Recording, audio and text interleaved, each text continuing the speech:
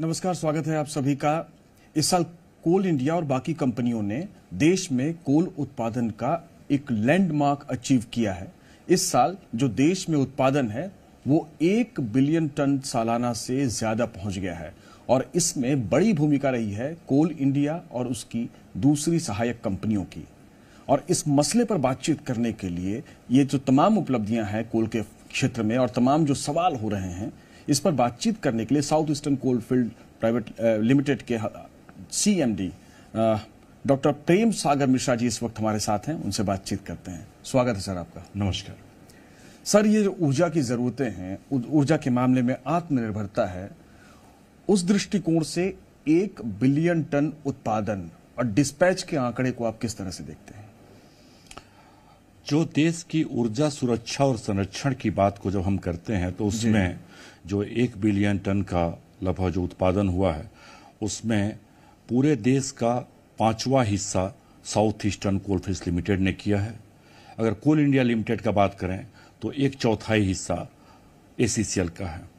ACCL का ये जो ऐतिहासिक उपलब्धि है इस मामले में ज़्यादा सार्थक सिद्ध होता है कि जो हमने ग्रोथ दिया है, पिछले साल इस कंपनी ने जो 167 मिलियन टन से ज़्यादा का उत्पादन किया था, वह पहले ही करीब 24.5 मिलियन टन 21-22 के उत्पादन के ऊपर 22-23 का ज़्यादा था और उस 24.5 मिलियन टन से ज़्यादा के ऊपर में फिर से 20 मिलियन टन का ज़्यादा, जो 70 मिलियन टन का ग्रोथ कोल इंडिया लिमिटेड का, उसमें 20 मिलियन टन अकेले साउथ ईस्टर्न कोलफील्ड्स लिमिटेड का है। और इसके लिए हम ACCL परिवार के पूरा निदेशक मंडल, यहाँ के अधिकारी, यहाँ के कर्मचारी, यहाँ के जितने भी अंशधारक हैं, केंद्र शासन, राज्य शासन, कोयला मंत्रालय, जो MOFCC है, हमारा DGMS है, रेलवे, सबके बहुत ही अप्रत्याशित प्रयास से और सहयोग से ये आंकड़ा हासिल हो पाया। इसीलिए हम उन सबको ढेर सारा बधाई देते हैं, ढेर सारा शुभकामना देते हैं।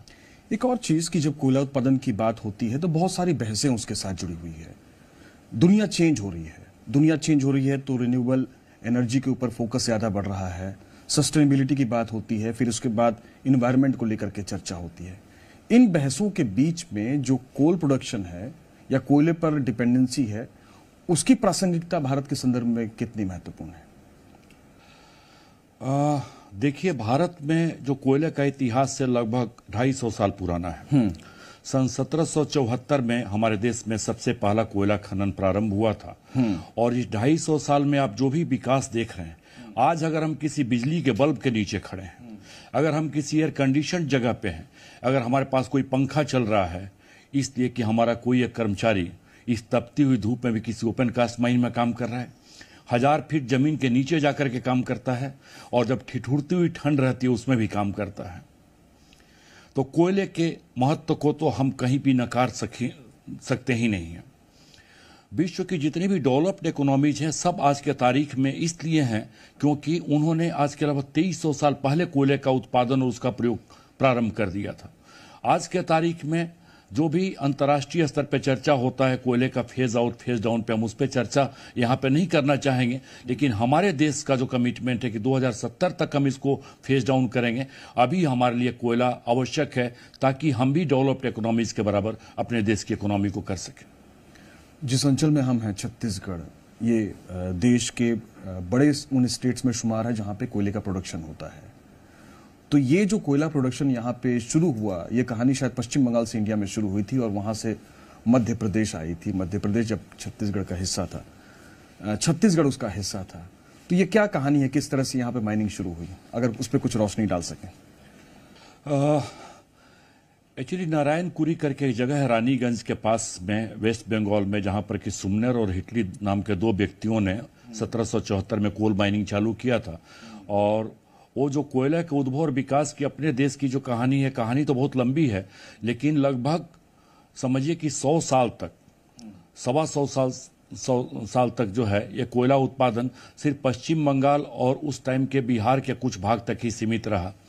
ये 19वीं सदी के अंत में जाकर के जो सेंट्रल प्रोविंसेस है, यहाँ पर आपका बेसिकली जो आज के तारीख में जो उमरिया आप देख रहे हैं, जो शहडोल देख रहे हैं, जो चिरीमिरी देख रहे हैं, वहाँ पर माइनिंग चालू हुआ और इसका भी आज के तारीख में इतिहास 125 साल से पुराना है। आज के तारीख में है कि दोनों प्रदेश को मिला करके अगर देखें तो छत्तीसगढ़ राज्य को हम ACCL सिर्फ अकेले 6,000 करोड़ रुपया से ज़्यादा का हम राजस्व विभिन्न मदों में देते हैं। अगर आप मध्य प्रदेश देखें तो 1,500 करोड़ से ज़्यादा का हमने इस साल उनको राजस्व दिया है। तो बहुत सारे अप्रत्यक्ष और प्रत्यक्ष लाभ हैं जो कोल माइनिंग से इन दोनों राज्यों को भी पहुंचा है। जाहिर तौर पे आपने जिक्र किया कि बुनियादी लाभ राज्य सरकार को हो रहा है, लेकिन कोल इंडिया के एक उपक्रम के यहाँ होने से, SCCL के यहाँ होने से जो कॉमन मैन है उसके विकास को किस तरह से सुनिश्चित किया जा रहा है? इस बारे में हम आपको बताना चाहें कि ACCL का जो प्रबंधन का जो नीति है वो ACCL इसमें विश्वास करता है कि हम संवादशील प्रबंधन चाहते हैं, हम संवेदनशील प्रबंधन चाहते हैं। इसीलिए हम सिर्फ कोलरीज में, अपने कोल माइंस में, अपने को वर्कर्स में ही सीमित नहीं है, बल्कि हम कम्युनिटी के लिए भी उतना ही संवेदनशील हैं। और कम्युनिटी की जो भी सामाजिक और पर्यावरणीय जितनी भी आवश्यकता है उसमें ACCL बहुत आगे बढ़ चढ़ करके काम करता है।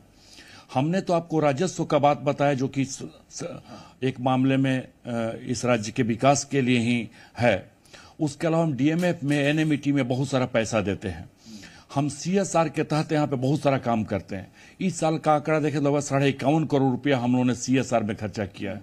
और CSR में हमारी सीमाएं सिर्फ अपने कोल माइंस तक ही सीमित नहीं है, बल्कि जहां कहीं भी हमको लगता है कि अगर हमारे कंपनी की आवश्यकता है और वहां पे नीड बेस्ड असेसमेंट करके अगर वहां से कुछ ऐसी जरूरत आती है, हम उसमें भी आगे बढ़ करके हिस्सा लेते हैं। अच्छा, अभी हाल के दिनों में हमने देखा कि यहाँ जो गेवरा द्वीप का कुसमुंडा जो कोरबा रीजन्स के माइंस हैं उसमें भूमि अधिग्रहण को लेकर के भी कुछ चुनौतियां थीं और लोगों से बातचीत भी की तो उसमें ये चुनौती सामने, ये जो SCCL का विस्तार आप लोग जो करना चाहते हैं उसमें कितना इंपॉर्टेंस है भूमि अधिग्रहण और किस तरह से इसको डील कर रहे हैं? जहां तक इसके महत्व को और इसके इंपॉर्टेंस की बात करेंगे ACCL के लिए और बेसिकली कोरबा कोल फील्ड के लिए, तो माइनिंग और कोल माइनिंग एक ऐसा इंडस्ट्री है जहां पे हमारा जो रॉ मटेरियल वो लैंड ही है। अगर हमको लैंड नहीं मिलेगा तो वही हमारा मात्र एक रॉ मटेरियल है, बाकी तो हम प्रोसेसिंग करते हैं। लैंड की जब आप बात करते हैं तो सिर्फ कोल माइनिंग के जहां कहीं भी जब भूमि अधिग्रहण की बात आती है तो एक बहुत बड़ी सभी कंपनीज के लिए या सभी जितने भी ऑर्गेनाइजेशंस, इंस्टीट्यूशंस हैं उनके लिए एक चुनौती है। ACCL ने आज के 2 साल पहले एक बहुत ही नीतिगत निर्णय लिया था जिसमें कि जो R&R पॉलिसी के तहत जो बेनिफिट्स होती हैं उसको हमने बहुत बढ़ा चढ़ा करके लोगों को ऑफर किया था और जिसका नतीजा ये हुआ कि 22-23 में हमने 700 से ज्यादा लोगों को एम्प्लॉयमेंट दिया जमीन के बदले। अगर लोग आगे नहीं आए रहते, अगर उनको जो पैकेज हमारा स्वीकार नहीं होता तो 700 से ज्यादा लोग नहीं लिए रहते। 23-24 में भी हमने 707 लोगों को एम्प्लॉयमेंट दिया है। हम जो लोगों के जमीन लेते हैं उनके बदले जो उचित मुआवजा है और उनको नौकरी दे करके उनके जितने भी कंपेंसेशन के पैकेजेज हैं सबको दे करके, जिसका नतीजा है कि हमको ये जो चुनौती थी थोड़ा सा आसान हुई है क्योंकि हमने अपने पॉलिसी में चेंजेज किया है। चुनौतियां हैं क्योंकि जमीन से सिर्फ लोगों का आर्थिक सरोकार नहीं है बल्कि सामाजिक और कहीं न कहीं मानसिक और संवेदनशीलता का भी सरोकार है। कोई भी आदमी जो पुरखों का जमीन है उसको छोड़ने में तो दिक्कत हो जाती है, लेकिन हम उन सारी चीजों को समाहित करके एक साथ में उनको प्रॉपर और एप्रोप्रिएट कंपेंसेशन दे करके ही हम जमीन अधिग्रहण कर रहे हैं, जिसका नतीजा हुआ कि जो हम आपको बताया कि 1400 से ज्यादा हमने रोजगार का सृजन किया है सिर्फ ACCL में ये पिछले 2 सालों में। पैकेज भी बढ़ा दिया है कुछ मुआवजे के। बिल्कुल, मुआवजे का पैकेज तो हमने यहाँ बढ़ा दिया कि जो 3 लाख था उसको हमने 10 लाख कर दिया। बोला कि अरे एक गांव एक साथ में एक गांव एक मुश्त खाली होता तो हम 15 लाख भी देने के लिए तैयार हैं, और उसी का नतीजा है। और हम सिर्फ आपको एक आयाम बताए, सभी आयाम में जितनी भी जो राशियां थी जो R&R पॉलिसी है उसमें चेंज किया, और आज के तारीख में जो ACCL का R&R पॉलिसी है वो सभी कंपनियों में सर्वश्रेष्ठ है। गेवरा भी एक महत्वपूर्ण उपलब्धि हासिल करने जा रहा है, एशिया की सबसे बड़ी माइन बन गई है या बनने जा रही है, क्या खासियत है उस माइन? एक्चुअली गेवरा के बारे में, गेवरा तो पिछले साल 50 बिलियन टन से ज्यादा का उत्पादन 52.5 बिलियन टन किया था, इस बार 59 मिलियन टन किया है, और संभवतः ये एशिया का नहीं विश्व का, चूंकि आज के तारीख पे सभी खदानों के आंकड़े नहीं है, ये विश्व की सबसे बड़ी खदान बन गई है। उसी कोरबा जिला में जो कुसमुंडा माइन है वो भी इस बार 50 बिलियन टन से ज्यादा का आंकड़ा पार किया है। आज के तारीख में ACCL के पास में, छत्तीसगढ़ राज्य के पास में 2 ऐसी खदानें हैं जो 50 मिलियन टन के क्लब में हैं, और विश्व में ऐसी 10 खदानें भी नहीं हैं जिनका उत्पादन 50 बिलियन टन से ज्यादा हो। रायगढ़ में रेल प्रोजेक्ट्स भी शुरू कर रहे हैं, तो क्या फायदा होगा इससे? कॉरिडोर बना रहे हैं तो क्या इससे फायदा होगा? ACCL को क्या लाभ हुआ? जो ये CRL और CWRL 2 हमारी जो कंपनियां हैं, CRL जो छत्तीसगढ़ ईस्ट रेलवे लिमिटेड है और CWRL जो Chhattisgarh east west railway limited है, ये दोनों ही कंपनियां आपका एक ये खरसिया से धर्मजयगढ़ तक का और वहां से फिर कोरबा तक का और फिर कोरबा से पेंड्रा रोड तक के लिए ये रेल लाइन बन रहा है। अभी आपने देखा सितंबर में माननीय प्रधानमंत्री जी ने आकर उसका उद्घाटन भी किया था। इससे रायगढ़ में आने वाले जितने प्रोजेक्ट हैं और जो वर्तमान के जितने प्रोजेक्ट हैं उनका कोयला का आवागमन में अत्यंत ही सुविधा होगा। पर्यावरण की दृष्टि से देखिएगा वो भी एक बहुत बड़ा योगदान है, क्योंकि जो ढुलाई रोड से होता है तो उसमें जो पर्यावरण को जो क्षति पहुंचता है, जब रेल से होगा तो वास्तविकता में उसमें कमी आएगा। उसके साथ में भविष्य में वहां पे पैसेंजर ट्रेन का भी आवाजाही किया जा सकता है। जिस समय आपका पेंड्रा रोड तक के लाइन जुड़ जाएगा और ये दोनों परियोजनाएं मिलकर के लगभग 10,000 करोड़ रुपए से ज्यादा की लागत से बन रही हैं, तो उस समय में आपका ये जो बिलासपुर के पास में और इस जोन में जितना भी जो कंजेशन है वो कंजेशन दूर होगा, तो सिर्फ माल के ही जो गुड्स है उसी के ट्रांसपोर्टेशन में नहीं बल्कि पैसेंजर की ट्रेन के भी आवाजाही में काफी सुविधा होगा। शॉर्ट हो जाएगा। बिल्कुल बिल्कुल, हाँ, लोड भी कम होगा। जी, लोड कम होगा। एक बात होती है ना कि बिजनेस में कि एक्सटेंशन, मतलब कि आप किसी फील्ड में हैं तो उस फील्ड से आगे बढ़ते हैं। तो जैसे आप लोग कोल माइनिंग में हैं, तो कोल माइनिंग के अलावा इसको मोस्टली जो यूज किया जाता है पावर प्लांट्स, हमने देखे हैं कि कई कंपनियों ने पावर प्लांट्स खुद के लगा ली। आप लोगों की भी कोई योजना है? आपने अपना पहला प्रश्न पूछा था कि देश के जो कोयला की ऊर्जा की सुरक्षा, हाँ, उसमें ACCL का कितना योगदान है या कितना अंश है।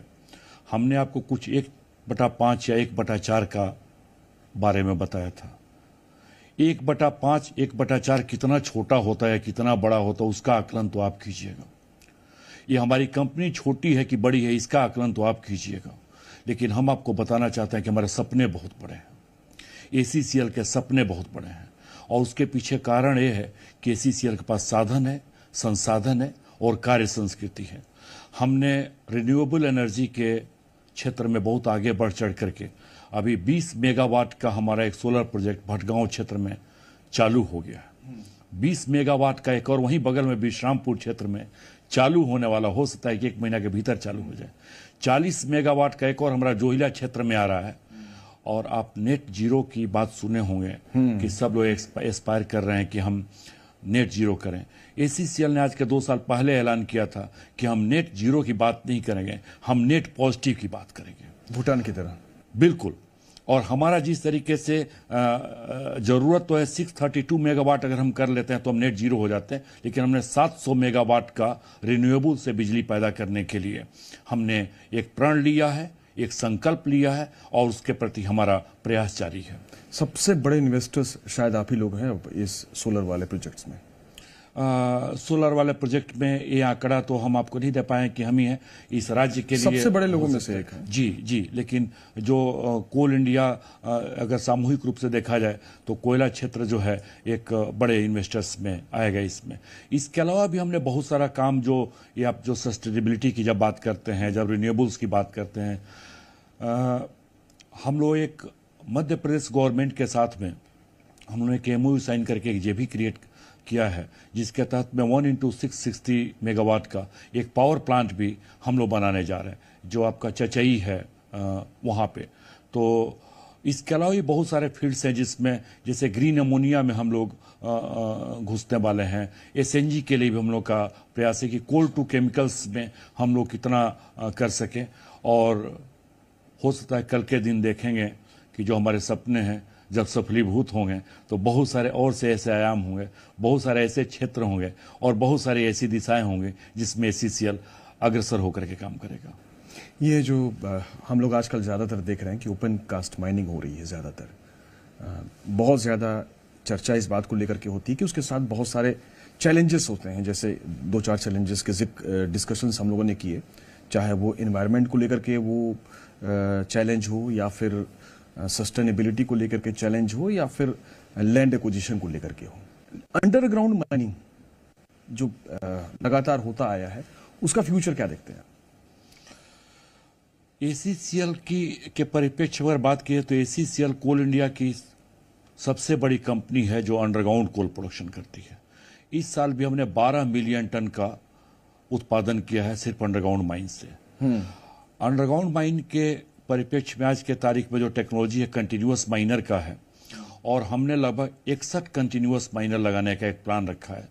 और आपको 2-3 साल के भीतर दिखे कि आज के तारीख में पूरा कोल इंडिया जितना अंडरग्राउंड से प्रोडक्शन करता है, एसीसीएल अकेले उतना प्रोडक्शन करेगा। क्या बात है! जी जी जी, हमने कहा तो आपसे कि हमारी कंपनी छोटी हो या बड़ी हो, लेकिन हमारे सपने बहुत बड़े हैं। और चूंकि इसलिए कि हम समाज के प्रति, पर्यावरण के प्रति संवेदनशील हैं, हमने अंडरग्राउंड माइन को एक बहुत ज़्यादा इंपॉर्टेंस देते हुए इसके लिए जो एक अपना फॉर्मेट, जो एक स्ट्रक्चर्ड फ्रेमवर्क जो तैयार किया है, उसके तहत में ऑलरेडी हमारे पास में 13-14 कंटिन्यूअस माइनर चल रहे हैं। करीब समझिए कि 20-22 का LOA हो गया है या टेंडर का कंडीशन में है, और जिस दिन 61 हमारे पास में टोटल आ जाएगा, उस दिन इसका उत्पादन लगभग 30 मिलियन टन के आसपास में होगा। पिछले दिनों फर्स्ट माइल कनेक्टिविटी को लेकर के भी काफी चर्चा हुई राष्ट्रीय स्तर पर। क्या है ये, और सस्टेनेबिलिटी को इससे कितना सपोर्ट मिल रहा है? फर्स्ट माइल कनेक्टिविटी पर्यावरण के दृष्टि से और सस्टेनेबिलिटी के दोनों की दृष्टि से बहुत ज़्यादा महत्व इसलिए रखता है कि एक तो जो बढ़ती हुई ऊर्जा की मांग है और उसके लिए ऊर्जा का जो कोल का जो सप्लाई है, जिस टाइम आपके पास फर्स्ट माइल कनेक्टिविटी रहता है तो रेक लोडिंग का टाइम बहुत कम हो जाता है, जिसकी वजह से आपके रेक की उपलब्धता बढ़ जाती है। उससे आप क्रस्ट कोल ही सप्लाई करते तो कोयले की गुणवत्ता बढ़ जाती है। उससे चूंकि आपका रोड ट्रांसपोर्ट कम हो जाता है, चूंकि बेल्ट के माध्यम से आप साइलो में ले आते हैं, इसीलिए पर्यावरण की दृष्टि से भी बहुत ही महत्वपूर्ण है। और इतना बड़ा आप एक इंफ्रास्ट्रक्चर क्रिएट करते हैं तो कहीं ना कहीं आप फॉरवर्ड बैकवर्ड इंटीग्रेशन करके डिफरेंट इंडस्ट्रीज को भी इसमें समाहित करते हैं, जो कि आपका FMC तैयार करें। वास्तव में देखा जाए तो एक विन विन सिचुएशन के लिए पूरे कंट्री लेवल पे आपके कई प्रोग्राम्स चल रहे हैं जिसमें मिशन जुड़ा हुआ है, mission Jatayu, mission Nachiketa, mission Sudesh. इसके बारे में बताइए कुछ। जैसा मैंने आपसे कहा कि ACCL एक संवादशील और संवेदनशील प्रबंधन में विश्वास करता है। अगर इसका एक दूसरा रूप देखेंगे, इसका मतलब हम संवेदनहीनता बर्दाश्त नहीं करेंगे, हम संवादहीनता बर्दाश्त नहीं करेंगे। संवेदनशील बने रहने के लिए जो मानवीय मूल्य हैं उनको सर्वोपरि रख करके ही हम कुछ कर आगे बढ़ सकते हैं। एक तरफ से जैसे आपने मिशन सुदेश कहा, सुदेश एक हिंदी का शब्द है, सुदेश सुंदर देश। हमारे पास में आज के तारीख में प्रत्यक्ष रूप से लगभग 40,000 हमारे डायरेक्ट एम्प्लॉइज हैं जो काम करते हैं, और बहुत सारे हैं जो इनडायरेक्ट एम्प्लॉइज कॉन्ट्रेक्चुअल मीन से काम करते हैं। अगर हम सिर्फ डायरेक्ट का बात करें तो 40,000 जो लोग डायरेक्ट एम्प्लॉइज हैं ACCL के, तो लगभग 20 से ज्यादा तो ऐसे देश हैं इस पूरे विश्व में जिनका जनसंख्या 40,000 नहीं है। अगर हर एक परिवार में 4 सदस्य भी जोड़िए तो 1,60,000 तो जो हमारे 40,000 एम्प्लॉइज हैं उनका परिवार है। 40 से ज्यादा ऐसे देश हैं इस पूरे विश्व में जिनकी जनसंख्या 1,60,000 नहीं है। अर्थात हम कहीं ना कहीं अपने आप में एक देश हैं। इसीलिए हमारे जो पॉलिसीज हैं, जो हमारे प्रोग्राम्स हैं, हमारे जो विजन है, मिशन है, एक सुंदर देश की परिकल्पना के साथ हैं। लेकिन ये सुंदर देश का अगर आप इंग्लिश में इसका स्पेलिंग करेंगे तो SUDESSS। SUD से सस्टेनेबल डेवलपमेंट, E से इन्वायरमेंट, S से सेफ्टी और HS से हेल्थ और हाइजीन। अगर हम भविष्य की चुनौतियों को अंडरस्टैंड जब तक नहीं करेंगे तब तक हम सुदेश नहीं बन सकते, तब तक हम सुंदर संस्था नहीं बन सकते। और भविष्य की चुनौतियां क्या हैं? सस्टेनेबल डेवलपमेंट की, सतत विकास की है, एक अच्छे इन्वायरमेंट की है, एक सेफ वर्किंग कंडीशन की है, हेल्थ और हाइजीन की है। इसीलिए इन तथ्यों को और इन आयामों को, सस्टेनेबिलिटी के, इन्वायरमेंट के, सेफ्टी के और हेल्थ एंड हाइजीन को हम लोगों ने टॉप मोस्ट प्रायोरिटी देते हुए मिशन सुदेश चालू किया है। हम सब जानते हैं कि स्किल सेट एक ऐसा है कि जिस तरीके से टेक्नोलॉजी दिन प्रतिदिन चेंज हो रहा है, ये हम जब तक अगर अपने लोगों को ट्रेन रीट्रेन नहीं करें, उनको नया स्किल नहीं इम्पार्ट करेंगे, तब तक बहुत मुश्किल है। नचिकेता एक माइथोलॉजिकल फिगर आप जानते होंगे, जो सत्य की खोज में, मोक्ष की खोज में निकले थे। हम चाहते हैं कि हमारे पास में भी हम हमेशा सत्य की खोज करें, जो सार्थक उसकी खोज करें, उसके लिए कि हमारा हर एक आदमी, हमारा हर एक एम्प्लॉय नचिकेता बने। और वो नचिकेता का फिर से अगर आप एक स्पेलिंग देखें तो NACHIKETA, वो क्या है? New advanced comprehensive holistic knowledge enable training and architecture. एक हमेशा ट्रेनिंग आर्किटेक्चर क्रिएट करें जिसमें अपने लोगों को न्यू ट्रेनिंग दे सके, न्यू नॉलेज का, एडवांस नॉलेज का, कॉम्प्रिहेंसिव नॉलेज का, होलिस्टिक नॉलेज का और इंटीग्रेटेड नॉलेज का। उसके लिए हम लोगों ने मिशन नचिकेता चालू किया है। मिशन जटायु के पीछे में इस कंपनी का मानना है, हम सबका मानना है कि आप कितना भी कॉम्पिटेंट हैं, आप कितना भी कॉन्फिडेंट हैं, आप कितना भी करेजियस हैं, आप कितना भी कंसिस्टेंट हैं, जब तक कंपास अगर आपका ट्रू नॉर्थ की तरफ नहीं होगा, जब तक इंटीग्रिटी लॉयल्टी जब तक ठीक नहीं रहेगी, तब तक आप आगे नहीं बढ़ सकते हैं, एक अच्छा कॉरपोरेट सिटीजन नहीं हो सकते हैं।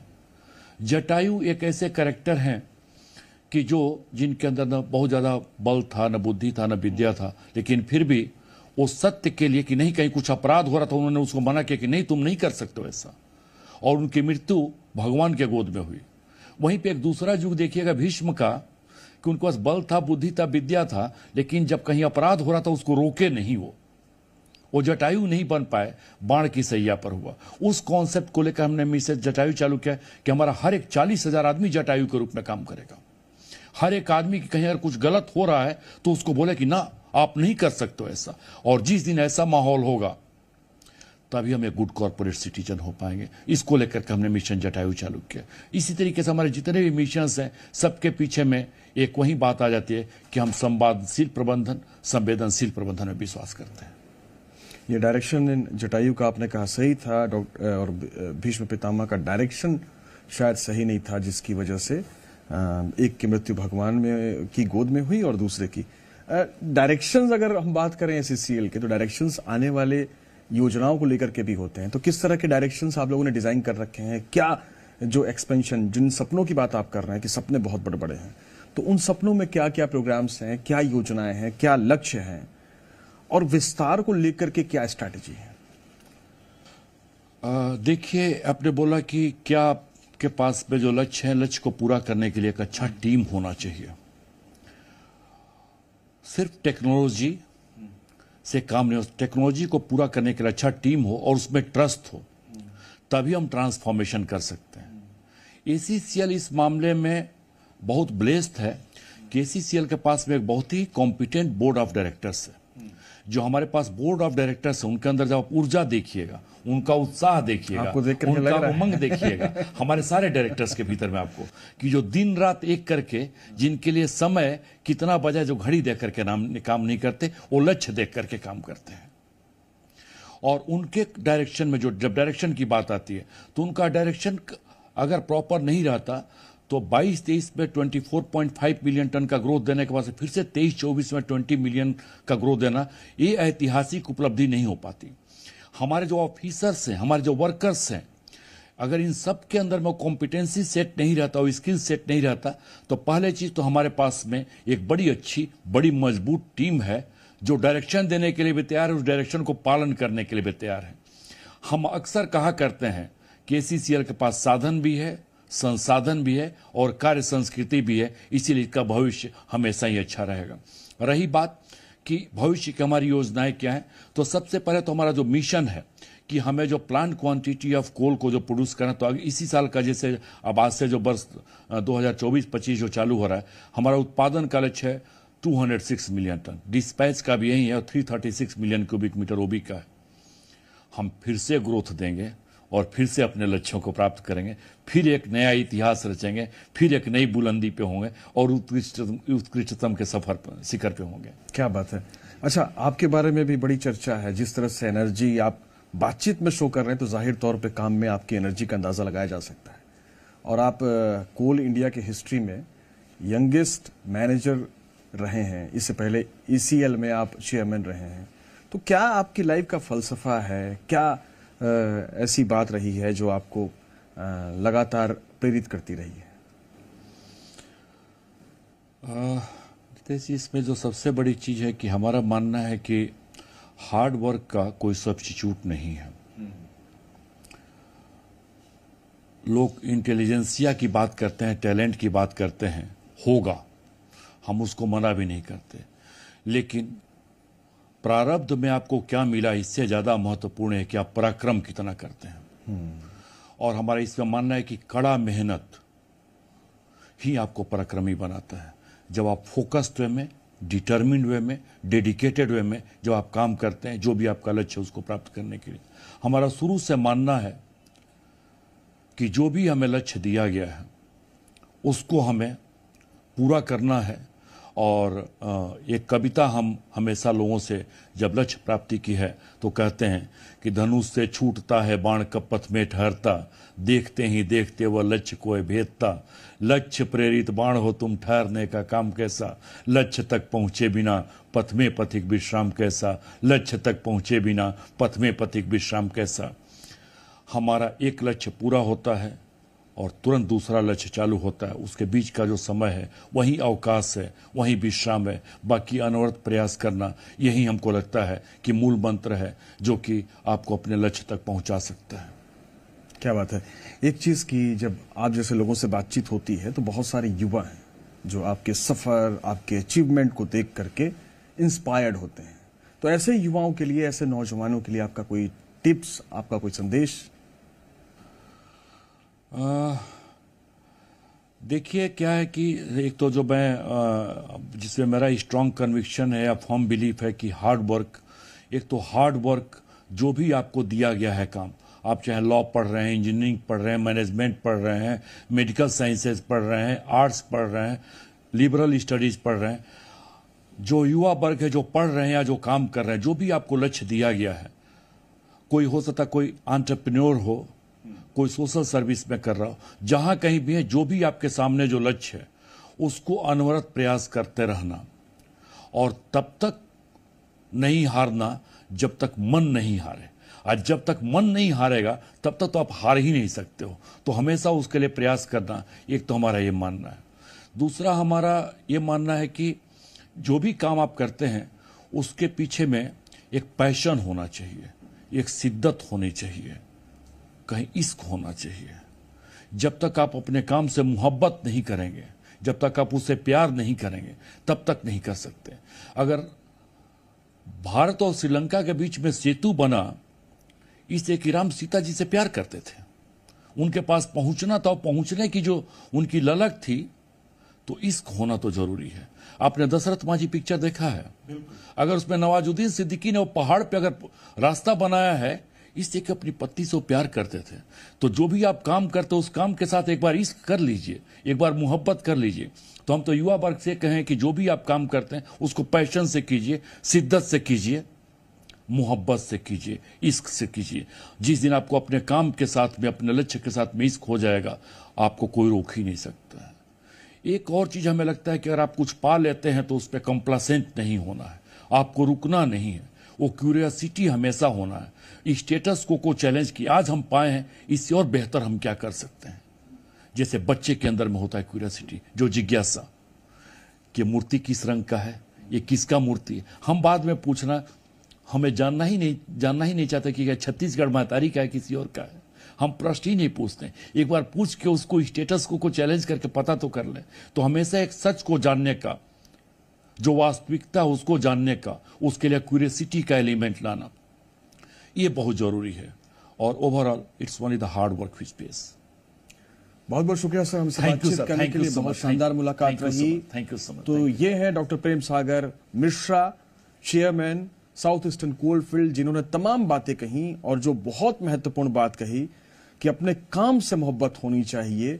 शायद यही एसईसीएल की जो तमाम कामयाबी है, जिनके मैनेजमेंट में मैनेजर रहते हुए या टॉप मैनेजमेंट में रहते हुए एसईसीएल ने तमाम उपलब्धियां हासिल की हैं, उसमें एक बड़ा योगदान रहा होगा जाहिर तौर पे, क्योंकि काम से मोहब्बत करना बहुत जरूरी है सफलता के लिए।